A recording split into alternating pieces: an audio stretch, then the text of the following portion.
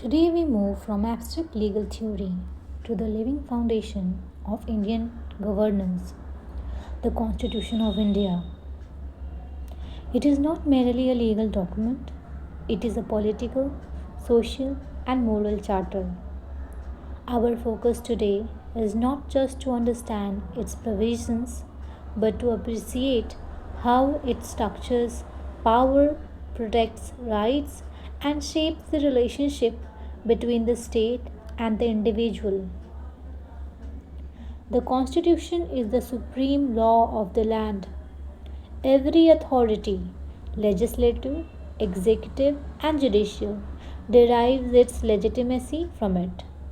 What makes the Indian Constitution particularly remarkable is its balance: rigidity with flexibility, rights with duties, and governance with accountability. The preamble is often described as the identity card of the Constitution. It encapsulates the aspirations of the people: justice, liberty, equality, and fraternity. Notice the deliberate choice of words like sovereign and secular. They define the very character of the Indian state. An important question arises: is the preamble enforceable? While not directly justiciable, it plays a crucial role in constitutional interpretation. Fundamental rights form the core of Part 3.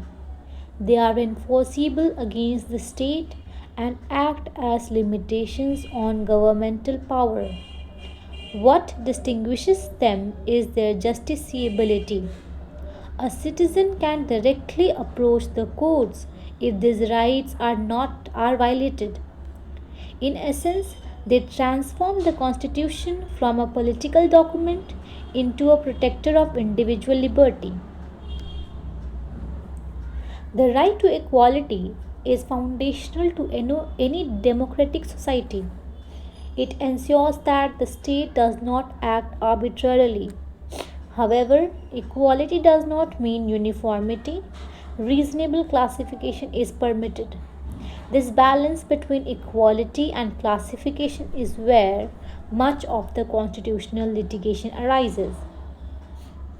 Right to freedom. This cluster of rights under Article 19 to 22 is perhaps the most dynamic. Freedom of speech, movement, and profession are essential for individual development. But these freedoms are not absolute, they are subject to reasonable restrictions. The tension between liberty and security is constantly negotiated through these provisions. Directive principles of state policy. The directive principles represent the soul of social justice within the Constitution. They are non justiciable, meaning they cannot be enforced in courts, yet they are fundamental in governance. Think of them as a moral compass guiding the state toward welfare, equity, and social transformation. Fundamental duties. Fundamental duties remind us that citizenship is not only about rights but also responsibilities. It was introduced by the 42nd Amendment.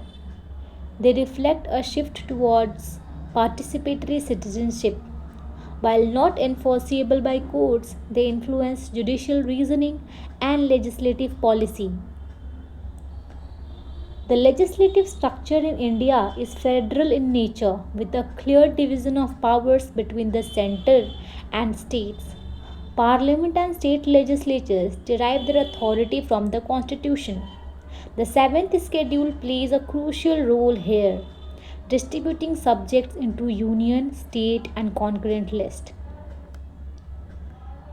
The judiciary acts as the guardian of the Constitution. Its independence is essential to maintaining the rule of law. Through judicial review, courts ensure that laws and executive actions conform to constitutional principles. This power makes the judiciary a central pillar in maintaining constitutional supremacy. One of the most powerful features of the Indian Constitution is the writ jurisdiction of courts. Through writs like habeas corpus and mandamus, courts can directly intervene to protect rights. This ensures that remedies are not theoretical but practical and immediate. It reflects the constitutional commitment to effective justice. To conclude, the Constitution of India is a carefully crafted balance between ideals and realities. It protects individual freedoms while enabling collective progress. As students of law, your engagement with the Constitution must go beyond memorization. You must interpret, question, and apply it in real world contexts. Thank you.